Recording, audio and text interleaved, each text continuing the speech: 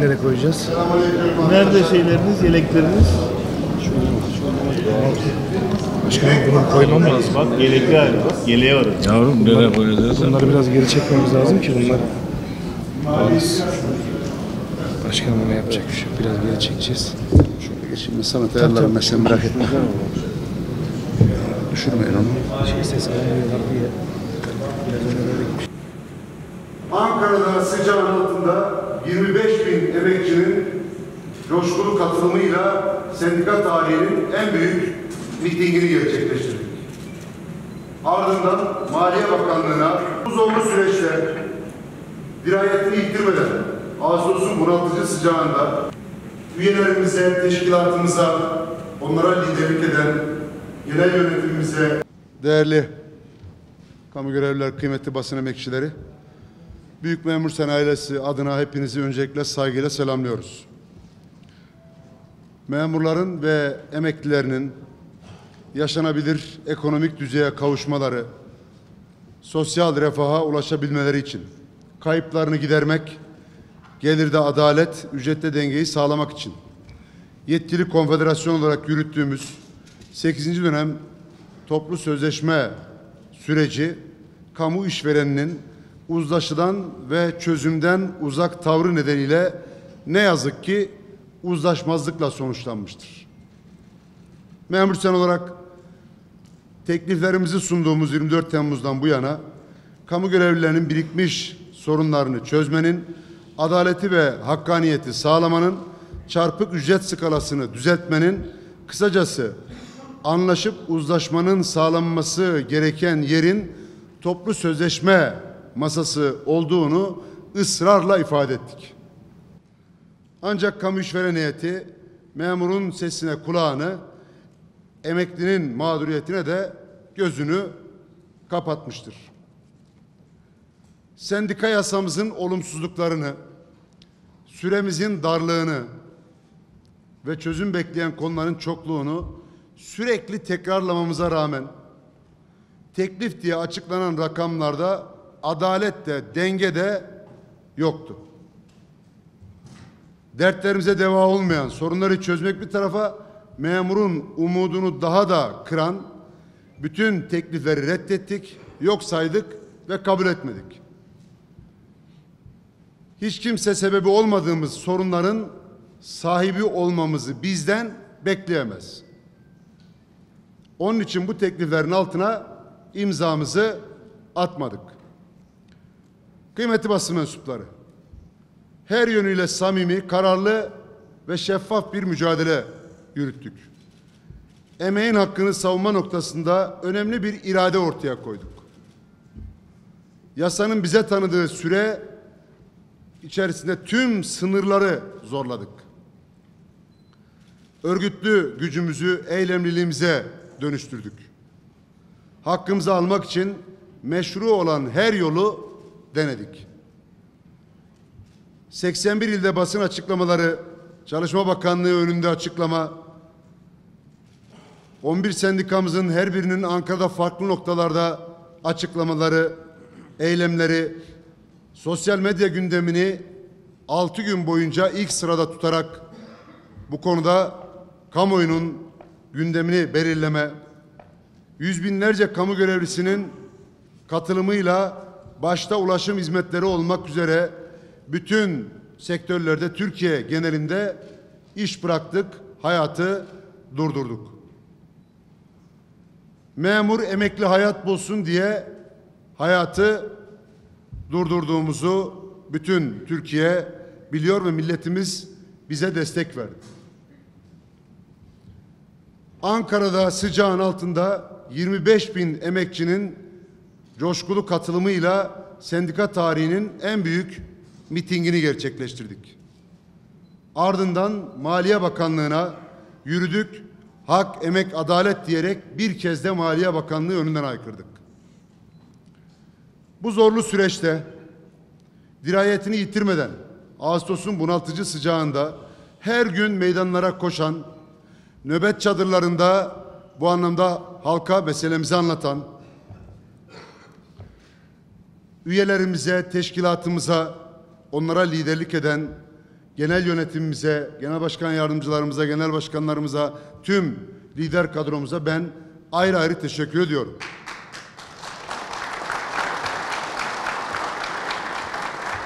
Biz emeğimiz, ekmeğimiz, geleceğimiz için üretimden gelen gücümüzü kullanıp iş bırakırken bazı işgüzar yöneticilerin eylem kırıcılık yapmasına da üyelerimiz aldırmadı ve Ankara'da az önce de ifade ettiğim gibi 25.000 kişiyle bu anlamda en yüksek perdeden hakları için sesini yükseltmiş oldu. Bu dönem sendikal mücadeleyi bir adım daha ileri taşıdık. Bundan önceki toplu sözleşme süreçlerinde masada bulunan konfederasyonlar arasında sosyal diyalog arayışımız provoke edilmişti. Bu dönem süreç başlamadan masada bulunan 3 konfederasyon başkanı ile bir araya geldik. Süreç içerisinde iletişim halinde olduk. Bakanla ortak görüşme gerçekleştirdik. Yetersiz tekliflere ortak tepki verdik. Ayrı meydanlarda da olsa aynı itirazı yükselttik. Ben buradan Sayın Önder Kahveci ve Sayın Orhan Yıldırım'a teşekkür ediyorum. Keşke uzlaşma olmuş olsaydı da bugün buradan Maliye Bakanı ve Heyet Başkanı Sayın Bakan'a da teşekkür edebilseydik.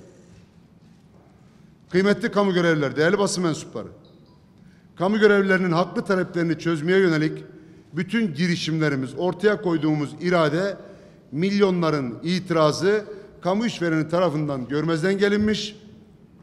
İlk oturumu 28 Temmuz'da iyi niyetle başlayan süreç tekliflerimizin sunulmasından bugüne 28. gününde uzlaşmazlıkla sonuçlanmıştır. Biz pazarlığın sürmesi, uzlaşının sağlanması için elimizden geleni yaptık. Hizmet kollarında sendikaların mücadelesi sonuç verdi ve sendikaların tümü toplu sözleşme metinlerini bağıtladılar.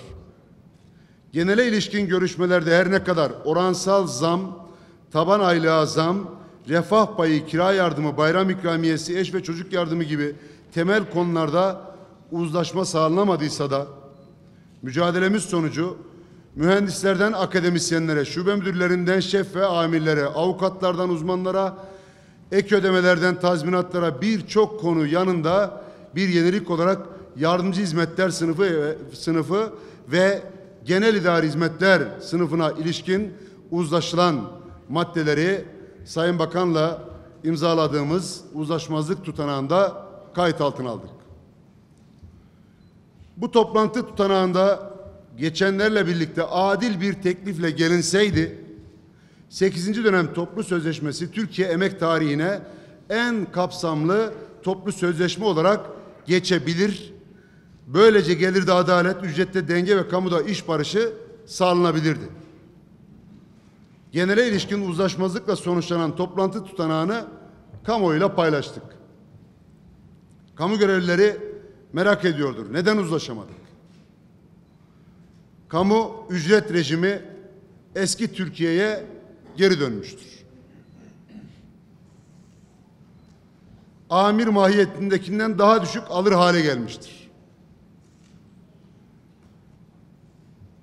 Farklı statüde aynı işi yapan çalışanlar arasındaki makas memurun lehineyken memurun aleyhine dönmüştür. Bunu kabul etmek, sineye çekmek, meşrulaştırmak, kendimizi inkar, sendikacılığa verdiğimiz emeğe saygısızlık, kamu görevlilerine de ihanet olur.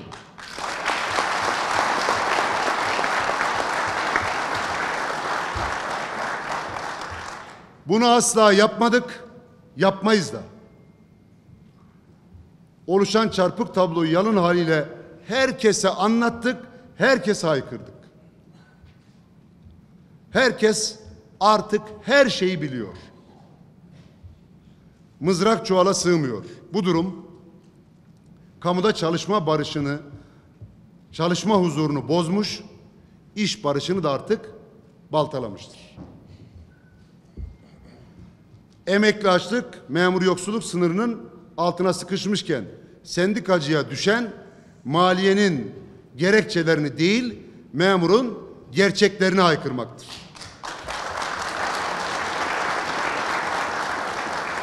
Sendikacıya düşen hükümetin doğrularını söylemek değil, hükümete doğruları söylemektir.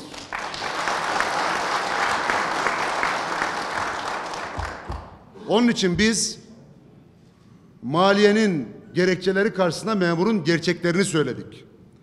Hükümetin doğruları karşısında hükümete doğruları söyledik. Ve bunu söylemeye de devam edeceğiz. Bir kez daha ifade ediyorum. Artık 4688 sayılı yasayla buraya kadar. Bak buraya kadar.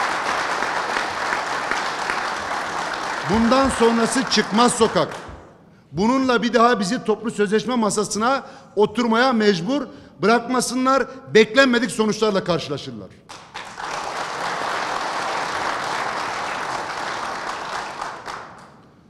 Bu yasa miadını doldurmuş, çözümün odağı olmaktan çıkmış, sorun üreten bir hale dönüşmüştür.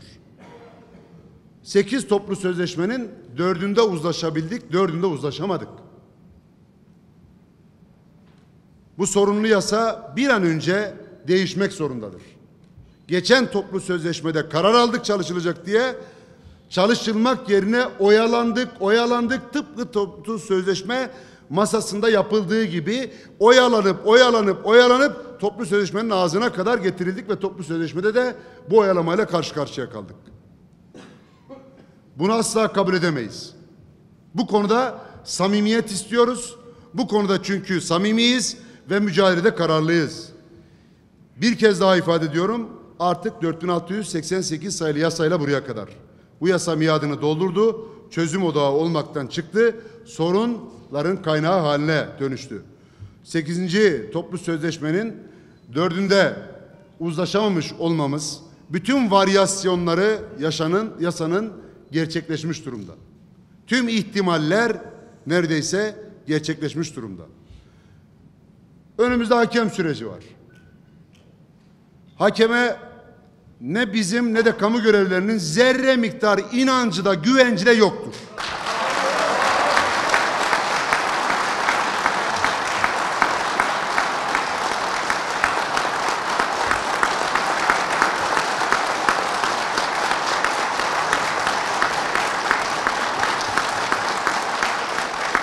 Çünkü geçmişte hakemlik edenlerin hakkaniyetten uzak tutumları, adil olmayan kararları, olmayan iradeleri hakemi, kamu görevlileri hakem kurulu olmaktan çıkarıp kamu işvereni hakemi haline getirmiştir. Bizim için atılacak yeni bir adım kalmadı. 7 milyona yakın kitleyi, memuru, emekliyi bu anlamda bu noktaya sıkıştırmak doğru değil. Yapılabilecek bir şey varsa inisiyatif hükümettedir. Hala 3 gün var. Memurun beklentileri karşılansın, umutsuzluk umuda dönüşsün. Ortaya çıkan duruma ne rızamız ne de tahammülümüz var. Mücadelemizde, itirazımızda devam edecektir. Bunu bir kez daha buradan ifade ediyor. Hepinize teşekkür ediyorum.